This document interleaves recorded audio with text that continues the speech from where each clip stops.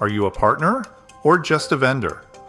If your client views you as a vendor, you are replaceable by anyone with a lower markup. The most dangerous place for your business to be is at the mercy of a price war. Most recruiters treat clients like buyers of seats. They take the order, fill the opening, and disappear until the next job. That's not account management. That's just order taking. To secure your accounts and increase your margins, you must move from a transactional provider to an embedded partner.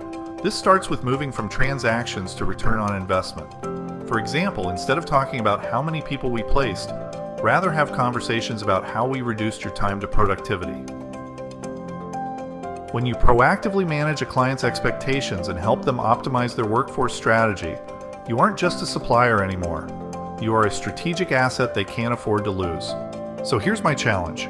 Schedule one strategy review this week with your top client, not to talk about open roles, but to talk about their business goals for the next 6 months and how you can best support them. Stop selling seats.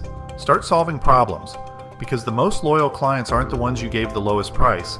They're the ones you gave the most value.